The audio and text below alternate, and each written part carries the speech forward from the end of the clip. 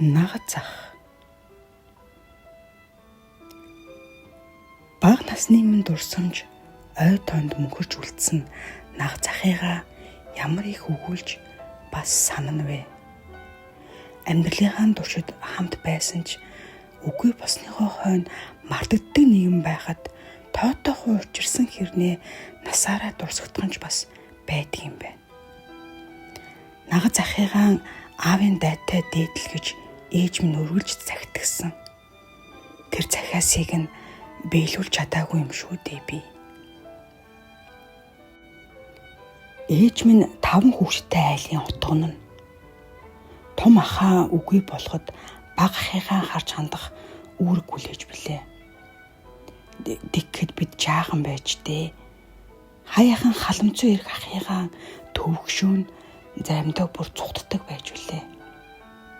Эргээд харамсна гэдгээ ухаарсансан бол өөдөөс нь тосонгүйж хоёр хацраа хайр гамгүй өнсүүлгсэн. Одоо эргээд санахад Пётр хэмээх орос нэртэй буржгар бүдүүн ахыг минь мөн ч олон хүн хайрлаж хүндэлдэг байж бараг биднээс бусдна гэхэд хэлсдэхгүй. Миний ах автобусны жолооч хийдэг байлаа. Итэр залуу цагийнх нь хамгийн оч гэгээтэй үе гэвэл тэр л байх та. Хөөрхий минь 1970-аас 80-ад онд хүн бүр автобусаар зорчин шүү дээ. Хувийн унаа тэрэг нүдний гим. Олон хүмүүс өнөөдөр Пётрийн ээлжтэй өдөр юм байна санаа зовлтгүй. Автобусны буудлын дээр хүн үлдэх дургүй хүндээ. Тэрч бүхэл өөрөө бууж ирээд цогцолт хэмгэж танихгүй хүмүүс магтан сайшаадаг байсныг ээж минь дурсан ярина. Харин бид ч гэжтэй би огтхонч төсөөлж чаддаггүй байлаа. Миний нагацах хавар намрын том хар пальтотой халамцуу сохтуу дүр төрхөөрөө дурсамжинд минь үлдсэн ч зүрх сэтгэлд минь хамгийн нандин хүн болж мөнхөрсөн юм. Цас нэвсхийтэл дарсан ч өнөөхөл хавар намрын хар пальтотойгоо явна. Буржгар үс нь дандаа хөлстэй явдаг байсныг бодвол таардаггүй байсан юм болов уу? Эхнэр хүүхдгүүдээс тэрөө ах トゥ нарын хараа хэсч амьдрна. Ихэнхдээ л манад ирдгсэн. Отхон охин дүүгээ барааддаг байж л тээ. Ээж минь загнахтаа загнаж аргадахтаа аргадна. Харин бид сайхан аштай эрүүл муу ахыхаа халаасыг ухаж иштэй чихрийн мөнгөтэй болж хоёр халаасаа дүүртэлж гисэн самарнаас нь цөмдөг байж билээ. Энэ үе бол бидний ч тэр нах захын маань ч тэр хамгийн жаргалтай мөч. Эви миндээ хаяахан олдог мөнгөө бидэнд л зориулдаг байсан тэр юм. Амьдрал юм хойно уй гашуу хахцал гансрал тохионо. Тэр бүрд хамгийн түрүүнд нагацах яваад л очино. Ах トゥ нар цугларч амжуулах ажлаа хуваарлцгаана. Пётрыг дуудаад хийлгээ ажилгүй гэртээ сууж байгаа юм чинь хэд 3 төгрөг өгөөд гих зэрэгээр миний юм ахын нэр хамгийн түрүүнд дурддагтана. Харин хурим найр баяр ёслолын үед хүндэтгэн залах нь бараг үгүй дээ. Хэлж дуулгаж болохгүй шүү. Арх ууж муухай царайлахын нэмэр хүн амтан юу ч гэж бодох юм билээ гэсэн хүн таарч л явсан да. Чөлөөт бүхийн аврах хүн шүү дээ гэж өөрөн ирэхгүй дотроо өмөлцөн. Хашааны шон суулгах гэсэн юм Пётр ах хинэд байна. Эмээ өвөөд хүлдүүс цэвэрлэж туслах хүн хэрэгтэй гин хэд хоног гэртээ хараагүй сурагтай хаагуур байна гэх яриа ах トゥ усын дунд хөөрнө. Голдуу манад өнжтгсөн. Ихээ том гүзээтэй бид чад пад хийтэл нь алгадаж дээр нь ээлжлэн сууж тоглоно. Эрүүл үйтэн тэр юм. Харин халамцуу сохтуудаа ээжид минь загнуулж нус нулимсыг нь барна. Гэртээ хараасай яваасай гэсэн нүдээр ширтэж зовоодог байснаа санах ямар уйтай вэ?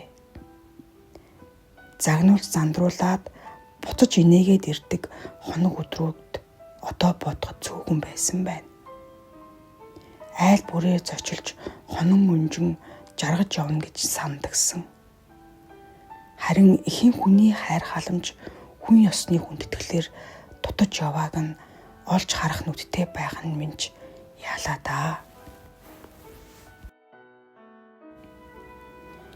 Намрын зэвэргэн өдрүүдийн нэг байлаа. Хуршайлын хүүхдүүдтэй ус авах гэж өдөржин дугаарлаж суудаг үе. Гэрийнхэн хамгийн том усны савыг аваад ойчор аддаглан зогсож байтал ах чинь ирж байна, нөгөө бүдүүн ах чинь гээд ойр хавийн хүүхдүүд шуугилдана. Бас өнөөх л хар пальтоотойгоо том товчных нь нэг нь тасаад унчгаж, өөр нэг нь нарийнхан утсан дээр тогтож харагдана.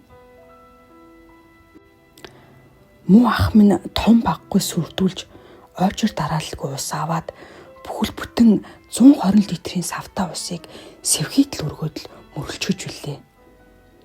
Товчийг нь бүглөөд өгөх хүнтэйсэн бол гэх өрөвдөл, эмзэглэл, бахархлаар солигдож миний ах чинь чөлөөт бүхийн авраг байхгүй юу гэж найзуудтай өнгөрөх юутай ч сайхан байв та.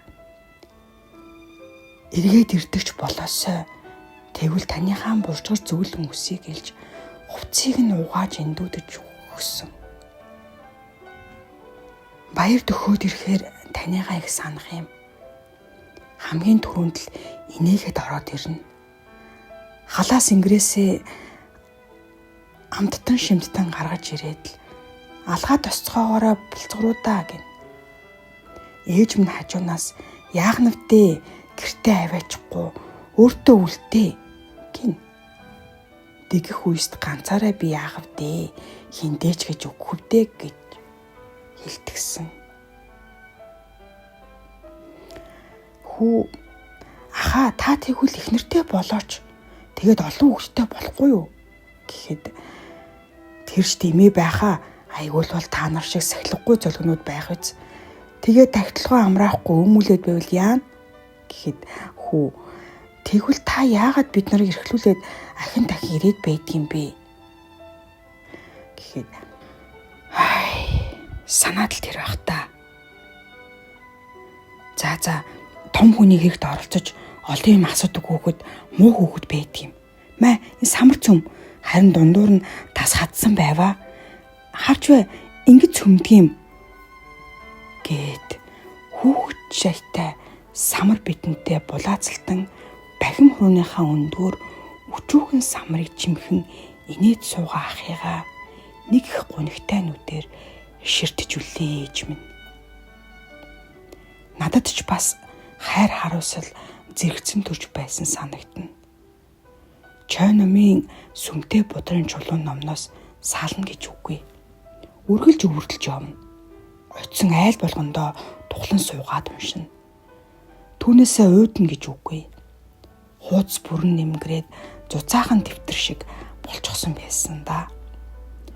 Одоо бодох нэ ах ном хоёр зэрэгцэн илэгдэж байсан байна. Амьдралын хатуу хөтүүд номын хуудас шиг шарлан нэмгэрсэн ах захын минь зүрх сэтгэл бусдыг хайрлах хайр одоо ч хэрнэ гэрэлтдэг юм шүү дээ.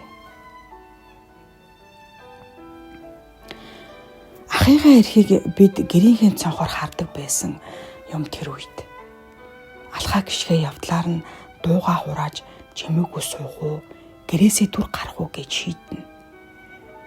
Нэг өдөр аав минь тэр ирж байгаа хүнийг хардаа Пётр ах мөн шиг л байх юм биш ч юм уу гэлээ. Үргэлж өмсдөг гадуур хувцсаан сорьчихсон ихэнхтэй говьж дайвж явдаг байсан хүн эрүүл саруул цог цолботоо алхаж байна. Бид бүгдээрээ баярлан хөөрж цонхон дээрээ бөөгн рүү харж билээ. Үүдээр ороод ирмэгц ахыгаа дуу шуу болон тосч ганган нэгжин болсныг нь магтана. Ээж аав хоёрч битүүхэн баярлаж алив хүүхдүүдээ ахтай хамгийн дуртай гуралтай шүлэг нь хийгээд өгөөрэй гэж үлээ. Ах маань оройхон хэрд халааснасаа их мөн гаргаж ирээд ээжэд хандан ах нь хэд хоног ажил хийгээд цалингаа аваад ирлээ. Миний дүү энэ мөнгөөр ахта говийн цэвэрлэг кинон дээр гардаг арслангийн өмсдөг шиг ингэр дээрээ арслангийн зогтой цагаан бодвол аваад өгөөрэй. Чи олж чадандаа гэд хизээч мартагдахын аргагүй инээсэнсэн. Нах захын маань сүүлийн нэмсэглэл тэрл байж. Ээж минь ахыхаа хүссэн арслангийн зогтой цагаан бодволгийг авсан. Яг таарна гэд бидэнд үзүүлэхдээ ямар баяртай байсан бilé дээ. Бид ч бас хизээж хүлээдгүйгээрээ хүлээж битүүхэн цонхороо харуултана. Тэр ирсэнгүй. Яагаад ч юм хэн ирж явж байгааг цонхороо харж болдог тэр нарийнхан зам эзгүрчих шиг болсон доо. Хожим нь эзэнгүй үлдсэн тэр бодволгийг эрэгтэй дүүмэн гунигтай өмсөж зогсохыг хараад өөрийн ирэхгүй мэлэмрүүлж үлээ. Айлын хүүхдүүд ах чинь сохтуу ирж байна гэж хэлэхгүй аашил загнахгүй амарч юм шиг сансан тэнэг бодлосоо анх удаа хичиж үлээ. Нах зах минь бидний гэхээсээ илүү охин дүүгээ нандинан хайрлаж байсан л тэр байж. Ахынхаа нөмөр нөөлөгт ээж минь алаг үрс амьдралтайгаан багтдаг байж шүү дээ. Энэ бол миний нах захын гунигтай хэрнээ гайхамшигт хайрын түүх.